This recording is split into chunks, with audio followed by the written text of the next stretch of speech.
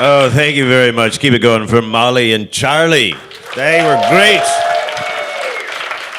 And thank you, all of you, for coming out this evening and spending your money like high rollers. I appreciate it. I really do. It's tough out there for some people, you know. So I appreciate it. I had one fellow actually today ask me for money. And sometimes I give, sometimes I don't. I'm like all of you. I'm neither good nor bad. Somewhere in between. So I'm reaching into my pocket for some money, and then I'm thinking, oh, he's just going to spend this money on alcohol. And then I'm like, no. I'm going to spend this money on alcohol. That's what's happening. This is my drinking money. That was the end of that conversation. I'm glad you laughed at that. It's a good sign. I do a lot of politically incorrect humor up here. I hope you're okay with that. We'll see. Well, I will ease into it then. I'm a big fan of abortion.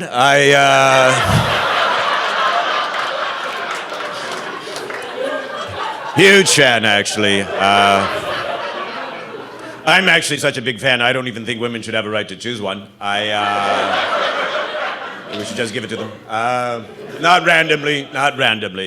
I mean strategically, you know.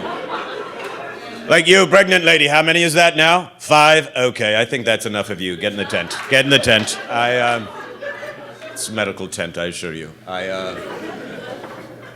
No, clearly it's a touchy subject. I think we can all agree, though, that some people are having way too many children. Some people. You know who they are. They're the ones having way too many children. I know one couple, they have 10 kids. They don't even own a farm. They just live in the middle of the city, blocking traffic, clogging sewers all day. Can't anyone tell those people there are 8 billion people on the planet? There's 8 billion. That's a lot for a species that doesn't lay eggs, don't you agree? We're everywhere. Humans are everywhere. We're on every corner of the planet. We're even in Antarctica. We won. We won the planet. We did it. Yay. Time to relax, I think. I think so. Make room for other species? No? Okay. No, we're the best. F*** those guys. I still remember Kim Duggar. Do you remember her? With her 21 and counting? What a psycho. How do you love 21 kids? You can't love 21 kids. I'm sorry. I have 2 kids, I love them to death. If something ever happened to one of them, stick a fork in me, I'm done. But if I had 21 kids, I'm not so sure. You know, it'd be a bad day, don't get me wrong, it'd be a bad day. You know? You'd be like, who did we lose? Brian. Oh.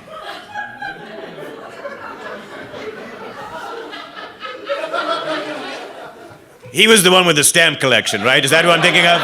Oh, okay. Brian, I remember. Okay. Well, let's order pizza then. New rule, we lose a kid, automatic pizza night. I think that's fair.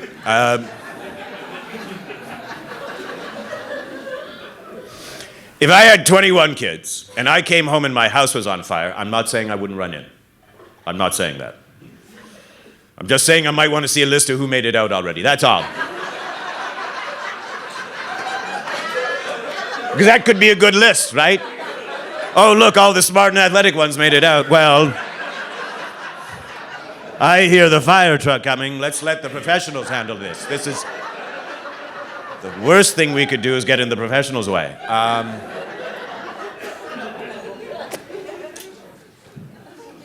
think that's the fire truck. Might be the ice cream truck. I don't know.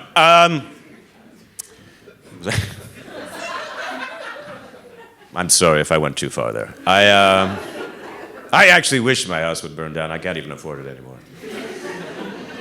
Oh, it just feels like life got so expensive suddenly, didn't it? Anyone else? Just me? Oh, my God. The worst thing is I'm not a handyman.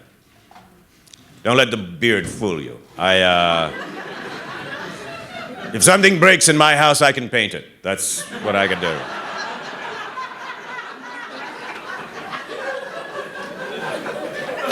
I'm so bad I can't even explain to a contractor what the problem is when they show up. Anyone else like that? I'm like a 5-year-old. I'm like, come. Dad.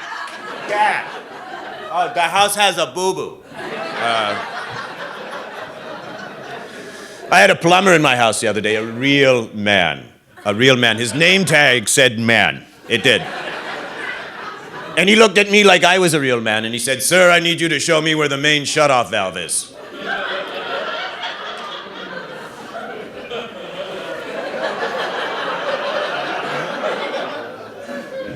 I just live here.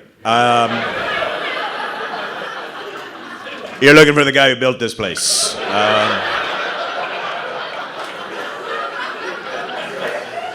Main shutoff valve, let's go for a walk. You tell me if I'm hot or cold.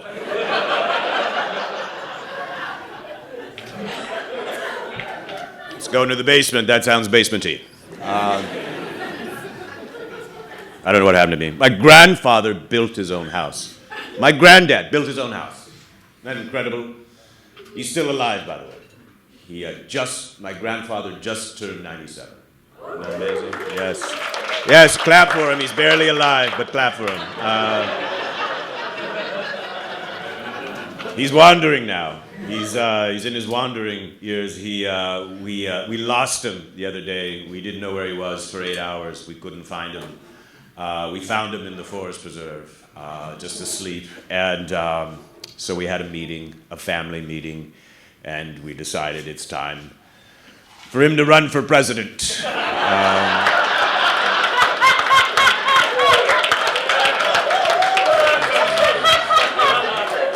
He's in his presidential years, definitely.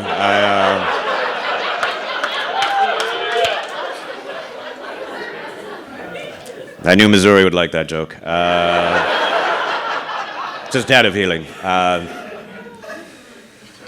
Friend of mine, who's no longer a friend of mine, asked me recently if I ever thought that a woman would become president of the United States. And here's what I said. It was a very short answer. I thought it was good. I said, I really don't give I don't even know why that's important. I don't know why we assign so much importance to that. First of all, women, you already have power. You have lots of power. You've been Speaker of the House, in the Supreme Court, you're CEOs, you have power. Women have a lot of power. The president, that's just glory. You don't want that. You want power, right? Glory is stupid. You don't know the difference between power and glory. Here it is. Men, when you hear a bump in the middle of the night and you creep downstairs with a golf club in your hand, that's glory. Ladies, while you sit comfortably in bed awaiting the results of that confrontation,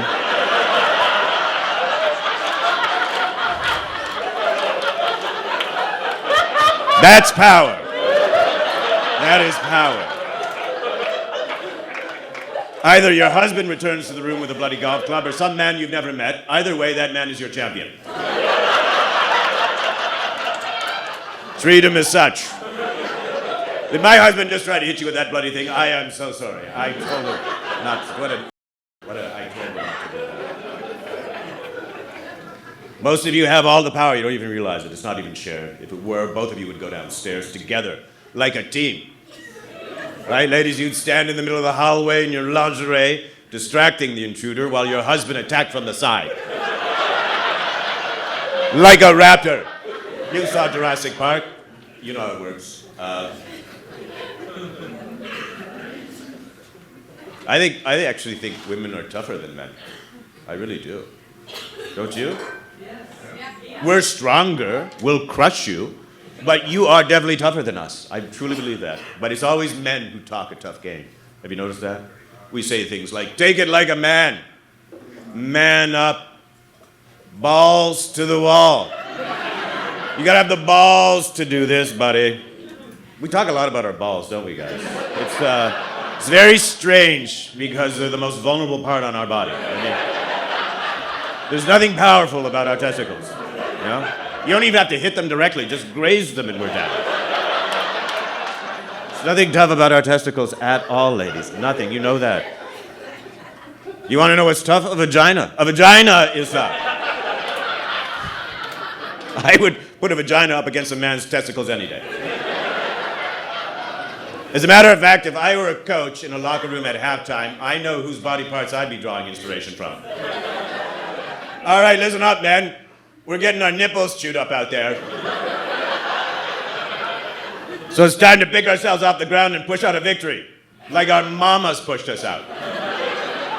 I think we can. What does the sign say? The sign says we stretch, but we don't tear. Because we're pussy strong, that's why. We're strong like a pussy. Now let's get out there and get those clits to the wall. Let's go, let's go. Rub them. Rub it against the wall. That's it.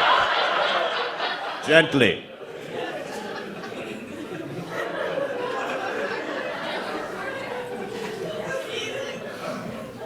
All right, I got a little carried away there.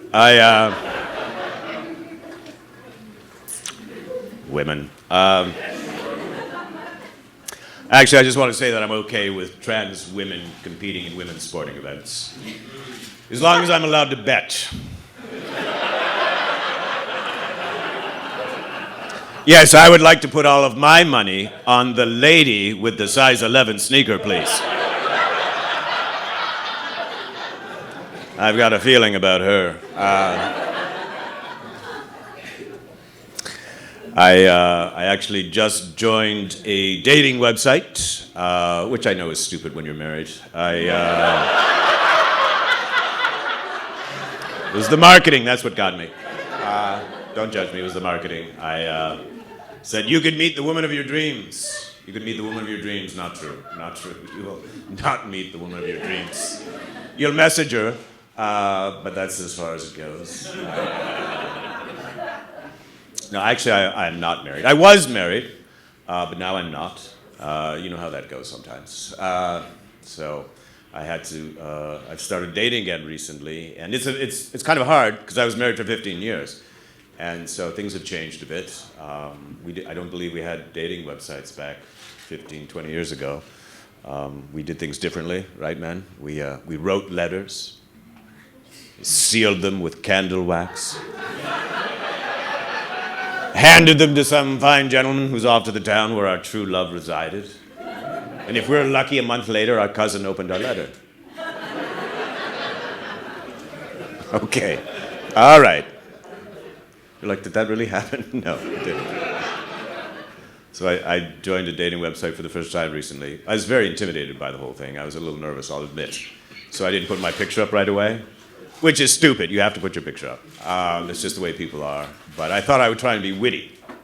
You know, I thought I'd try and make someone laugh. Maybe that would be the way to make a connection. And sure enough, I found a profile I liked. She was from England. She had auburn hair. She was beautiful. So I started messaging her some jokes and whatnot. And lo and behold, I got back some LOLs.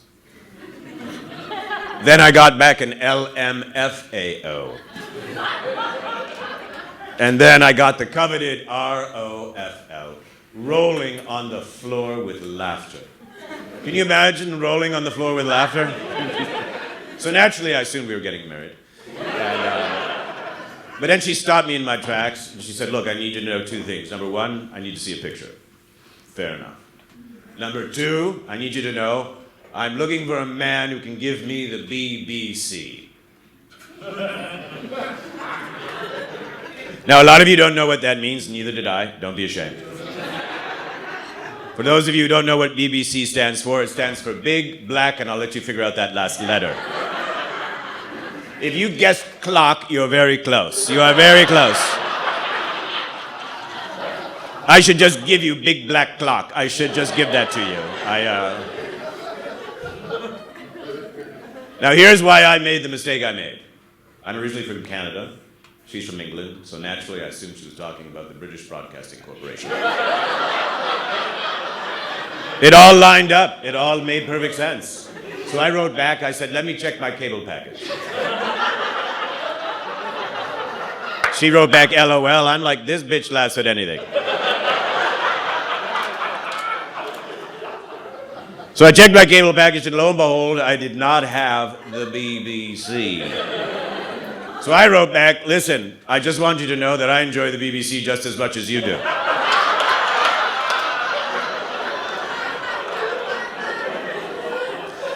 In fact, I would like nothing more if you came over and we both enjoyed the BBC together. Like a couple. Like a couple would do. Anyway, that was the end of that conversation. And she ghosted me, and I was distraught. I didn't know what I had done. And then my friend explained it to me, what had happened, what it really stood for. And I was like, oh, come back. We like the same things. For aesthetic reasons. I have some artists from Ghana. I have some pictures and a sculpture. It fills the room. Literally. Thank you, ma'am. You got it. You're good. You got a winner in the front row.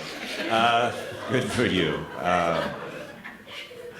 Oh my God. I don't know if I should tell you this. I found an expired condom just to let you know how my dating life has been going. Yeah, no way to put a positive spin on that one. Oh, I've grown so much during this period of celibacy. No, not 1 inch. The worst part about it was a Trojan. So it felt like I was holding a dead warrior. A symbol of strength, masculinity, virility, wanting nothing else in this world save for the opportunity to protect me in battle. And I let him die. He suffocated in that package because of me. If only I'd known some of those Trojans were going to die when I bought them, I might have made a speech. Well, men, you're all worthy soldiers, capable of defending your king of this, I have no doubt. However, you have been born in a time of great peace.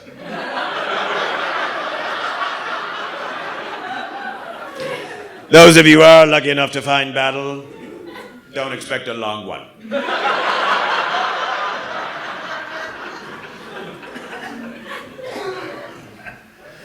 I have dated a few characters, though. I have dated a couple of times. There's quite a few characters. I'll let you. Who is that? Sounds nice and pleasant, like a Christmas carol. But I have dated a few characters. In fact, who did I date last? Talk dirty to me. That's what one lady said to me recently. Talk to me like you're a dirty pirate. Okay. I'll be honest with you, I have a limited vocabulary during sex. I've got ooh, ah, and I'm sorry. That's all I know. But I'm a trooper, so I figured I'd try. And I was doing okay at first, but then I must have gotten tired because I said something I shouldn't have. Well, I'll let you be the judge of that. I said, ooh, baby, my pussy's so wet. Arr. I meant hers, not mine. I have no pussy, and I don't even own a cat, so there was no way to spin out of that. And all I could think of was maybe she didn't hear me, even though I just yelled it into her ear. But she did hear me, and here's how I know, because she burst into laughter. Not at first, she tried to fight it, but you know how that goes. And then eventually tears were cascading down her face, and laughing uncontrollably, shrieking with laughter, as a matter of fact. And here's the thing. If you're having sex with someone, if you're doing this to someone, and laughter is filling the room, sex is over. It is... Clowns don't even laugh during sex. They take off their noses and they're normal for 5 minutes. She had asked for a dirty pirate, and I was like, how about a drunk pirate? How would you like that? And I had tilted the pinball machine. That's the best way I could explain it.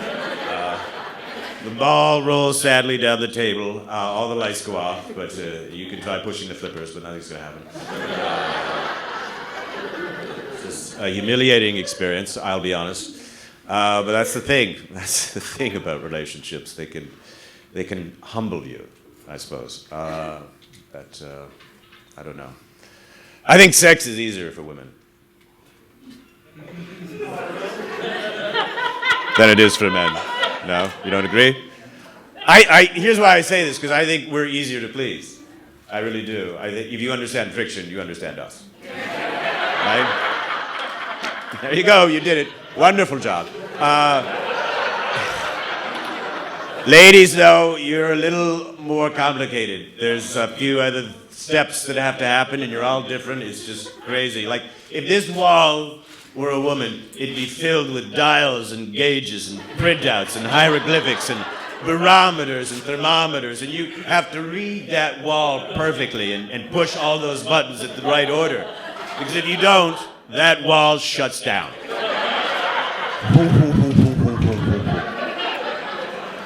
And then you have to reboot the wall. Have you ever had to reboot the wall, guys? 2-day process. That's a 2-day reboot. Now, if this wall were a man, just a switch, on, off. That's it. Ladies, you walk into the room, flick. Oh, I didn't touch that. I don't know what happened. I did not touch that. It's motion censored. That's what happened. It senses you're in the room. It senses your presence, ladies. So, now, do you agree? No? Okay. Anyway, I'm just trying to, I'm entering a new phase of my life, obviously. Trying to improve things. I just joined a gym. I recently had my first day. Did not go well. Here's what's happened. I was getting ready to do some lifting at the bench press, and I was about to start my workout when I heard, "Yo, bro, can you come spot me? Yo, bro." So I turned to my right, and there, standing in front of me, is one of the largest men I've ever seen. Just a bull of a man. Muscles coming out of muscles. You've seen this guy at the gym, never leaves. Knows everybody's name, every day he's doing a different exercise you've never seen before. And by the way, for those of you who don't know what a spot is, that's when you're lifting a very heavy weight that you feel you might need some help with. So you want someone there in case you start to struggle and have difficulty with it, so to avoid injury or perhaps even death, right? Now, why not just lift a weight you're comfortable with? Good question. That is a very, very good question. You should ask that question. So he says, "Yo, bro, can you come spot me?" So I look at the bar with all the weight he has on it, and how to describe the amount of weight. It was an obscene amount of weight. That's what it was. There was more weight on one side of the bar than I would ever think to put on the entire bar times 10. Like just, so I'm looking at that and I'm thinking there's no way I can spot that. There's absolutely no way. If his shoulders blow out, I'm going down with that bar. I'm not even slowing down the rate of acceleration. That thing is coming down like a guillotine, you know? I can spot his time of death. I can do that. Yeah, it took his head off at 3:15. I saw it. I spotted it. Can I get a towel? I think I'm going to need a towel. So I figure, all right, I don't know how to say no to this guy. So I get behind the bar, and then he says, "Yo, bro, I'm going to shoot for 6." And now I'm even more scared and concerned because he's not doing 6. He's shooting for 6. Right? We all know what happens when people shoot for things. It's 50-50 at best, right? Go to a graveyard. Half the people in there took a shot at something. That's why they're there. So I go to grab the bar with him as he lifts it off, and right away I'm doing it wrong. And you're not supposed to do that. He's like, "No assist, bro, no assist." And I'm like, all right, I just wanted to be holding this thing when the aneurysm hit, that's all, you know. I didn't want to have to snatch this thing in midair, you know. So I turn to my left and I see other people spotting. And this is what they're doing. They're holding their hand underneath the bar a couple of inches, like a karate chop. And they're following it down and they're saying things like, "All you, bro, all you, bro." Okay, first of all, if his arms snap in mid-rep, this is all that's going to do. That's all that's going to happen. All right? That's just going to be a collapsible gate. I'm just, you know, that's just going to be me standing there pointing at a dead man like some rap video, you know? Yo, dead. Queen of Hearts said, "Off with his head." Could have helped him, but instead, all you, bro, is what I said.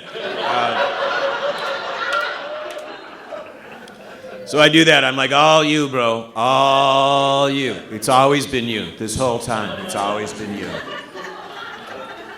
So he does 4 reps without much difficulty, and I'm thinking, he doesn't need me.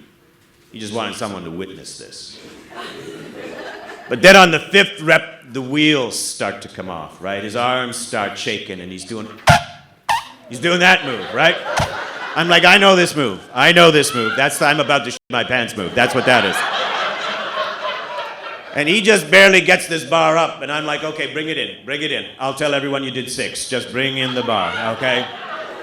But he goes down for the 6th and final rep, and I'm like, oh my God, this is how it ends right here. This is how it ends. 6 is your unlucky number, pal. And so he goes down, and now he's yelling.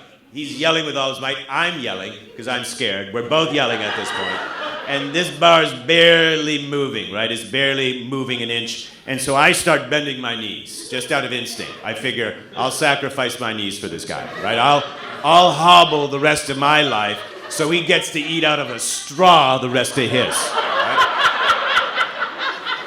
And my knees are getting lower and lower. And I don't realize this until I look in the mirror, but I'm literally sitting on his forehead now.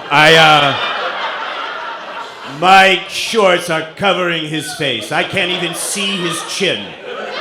His face has disappeared under my shorts. I know it's there because I can feel his breath on my testicles.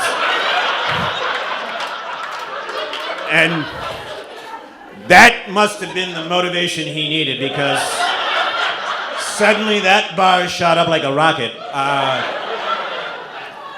And he racks the bar, and he sits up looking confused and flushed. And I'm drenched in sweat. My workout is over. I'm done. And he's looking at me, and I'm looking at him like, am I fired here? Am I cut from the spotting? And then he just looks at me and goes, that was the first time I ever did 6 without any assistance. And in my head, I'm like, well, you had a little bit of assistance. Anyway, long story short, I've decided to start my own personal training. I'm calling it balls to the wall. That's what I'm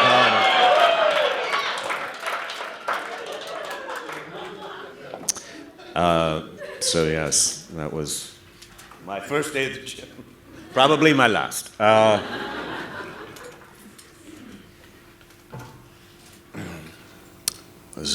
Was at a party recently. This is kind of funny.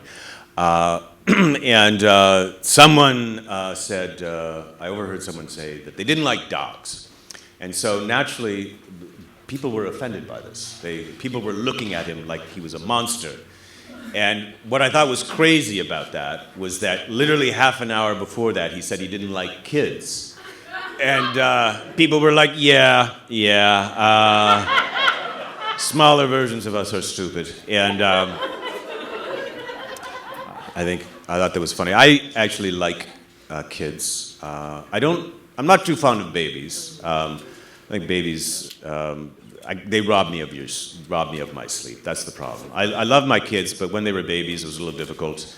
I become a monster when I don't get enough sleep. I remember holding my little baby girl, my beautiful little baby girl, at 3 o'clock in the morning, just staring down at her screaming, unconsolable face. And I was like, you don't even look like me.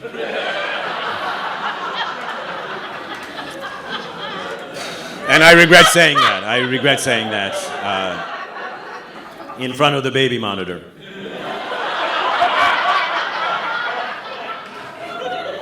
That was a long walk back to the bedroom. Wife was like, who doesn't look like you? The dog. Something like that. But I still get tired, of course. It's tiring being a parent. I was driving my son home from something the other day, and he asked me what radar was. And I was tired, so I said I didn't know. And I immediately felt bad for lying to him. So I started to explain it to him. And that's when it occurred to me, I actually don't know what radar is.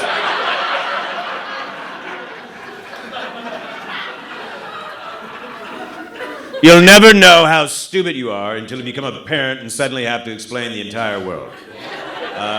Because before you become a parent, nobody comes up to you and asks you, Derick, do you know why lightning makes thunder? Right? No one does that, you know? And if they did, you'd be like, I don't know, Bob, why does lightning make thunder? And then you'd get an answer you couldn't share on Jeopardy. So I find it's tiring, and I think sometimes I think being a parent now is even harder than it was when we were kids, because I think there's more pressure. Everyone's afraid now of everyone. Afraid to leave kids alone. Everyone's got to be within arm's length of a child, which was very different when I was a kid. No, my parents didn't give a shit where we were. They just, as long as we were out of the house, that was. I remember if you were inside and it was even a little bit sunny outside, our parents looked at us like we were crazy. You know, like, what are you doing in here? This is where I keep my furniture. Get out. Get out of the house. And I never got a ride home from school either. Never did. My mother didn't work, but I have no idea where she was at 3:30. Sometimes she was home, sometimes she wasn't. Wasn't our concern. You walk by a school now, line up of parents, all ready to receive their children, like they've just returned from a tour of Afghanistan. Have you seen them? Like, oh, I can't believe you made it. They've got balloons and banners. Welcome home, Joey.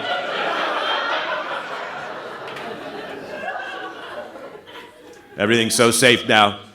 Everything's so safe for children. I took my kids to the playground recently, and I noticed they've taken away all the fun things. Like merry-go-rounds. You remember merry-go-rounds? Where you learned about centrifugal force? Remember that? All it took was one kid flying off of one of those things at 50 miles an hour, took out a row of parents, pop, pop, pop, pop, pop, pop, pop. Lattes everywhere, you know? And teeter-totters, my God, they're still there, but they took the vagina off of those things. They don't even move anymore. They get this far off the ground. This is a kid on the teeter-totter. Remember when we were kids, we were up there. We were airborne, swatting birds out of the air. It's where you learned about trust, right? You learned about trust. You're like, you better not get off this thing. I'm not getting off it.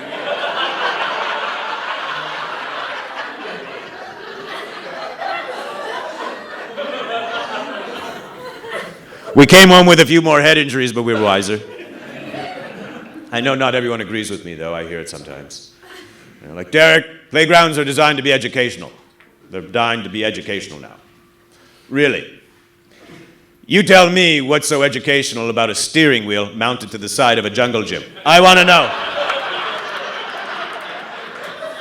What are kids learning there? How to merge? Is that what they're learning? Joey, check your blind spot. No, you didn't. No, you didn't. You do it again the right way.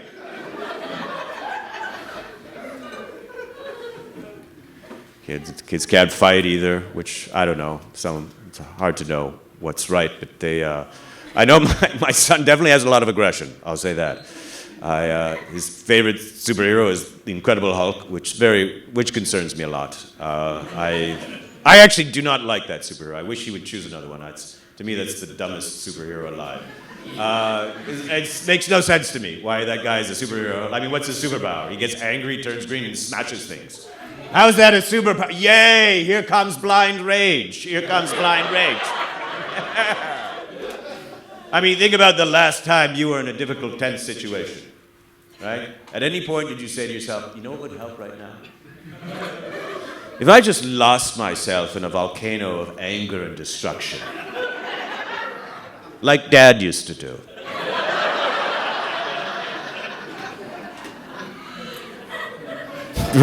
Remember Dad? Do you remember him? Was anyone afraid of their dad? By round of applause, was anyone afraid of their dad? Yeah. He loved you, but he also scared the hell out of you. That was kind of his job, you know. He had to, I guess. We were afraid of my dad. We really were. Everyone. I was afraid. My brothers, the neighbors, the dog. We had a goldfish, I swear to God. My father would walk in the room, goldfish would just flip itself upside down. Wait for him to pass. Dad is mad.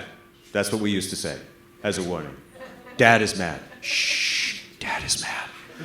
Don't go downstairs, Dad is mad. I don't know why no one ever wrote that children's book. That would have been a big hit in our house. Dad is red, it's time for bed. Hurry, hurry before you're dead. Don't talk back or grab a snack unless you'd like a bloody smack. He'll beat us till we're black and blue with belts and straps and leather shoes. We've been bad, so very bad, our butts hurt more than just a tad. Dad is mad. Oh, thank you. Dad is mad. My dad is German. I don't know if that explains things. He's a German man, also an engineer. Not a lot of comedy growing up in that home. No. I'm afraid not. We had a lot of rules. That's what I remember. Now, I know some of you are like, well, Derick, we all had rules.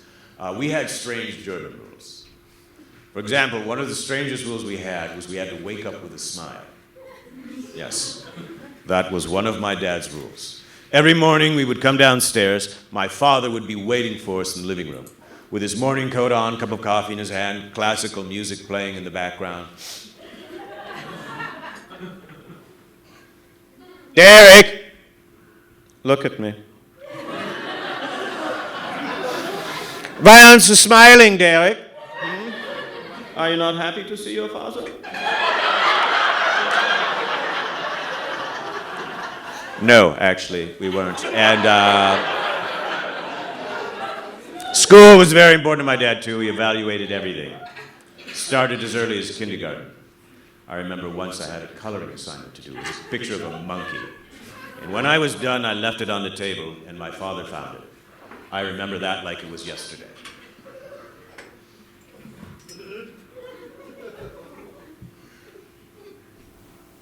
Derick, come here.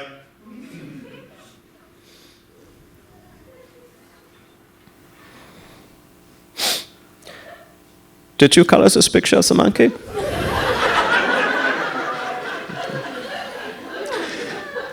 Why would you use purple for the monkey? Is the monkey not brown? Yeah, you remember I took you to the zoo, I showed you the monkeys? Yeah. Your monkey looks like he's losing circulation. Your monkey's going to die, Derick. I think my dad knew I was going to become an entertainer because he tried to discourage me from that line of work. In fact, I remember once I was watching Sesame Street with my dad, and at some point I turned to my dad and I said, "Dad, how come Big Bird can't fly?" And my dad just looked at me and he said, "Well, that is because that is not a bird, Dad. That is a tired old man inside a bird costume. He is a failed actor and we will never see his face on the TV." Is that what you want, Derick? To die inside a bird costume? I don't know, I guess so. We were frightened of our father. In fact, I remember once my poor brother crapped all over the floor. Right in the middle of his spanking. Yes, we were just as surprised as all of you. Especially my dad. My dad didn't know what to do. He was like, "What is this?" You know, and my mother, who's French-Canadian, she was livid. She was like, "It's..." And I'm not cleaning it up, but that's for sure that. And that was the last spanking we ever got. Because where do you go once you spank the out of one of your kids? That's like the last level of a video game, right there, you know? It's like, there's your prize, it's a pile of poo. Congratulations, you won. I didn't actually see it, I heard it, and I came running down the stairs to see what had happened, and there was my dad on his hands and knees cleaning it up. And I was not going to miss that opportunity. I was like, Dad, why aren't you smiling? And then I ran.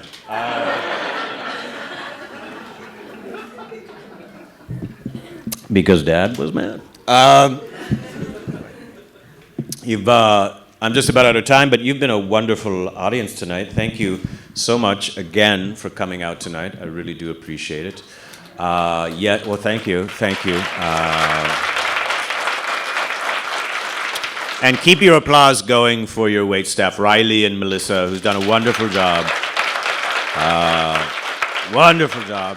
Like Mr. Derick, everyone, let him hear it. Way to ring in the holiday season. I love it. Thank you so much for coming.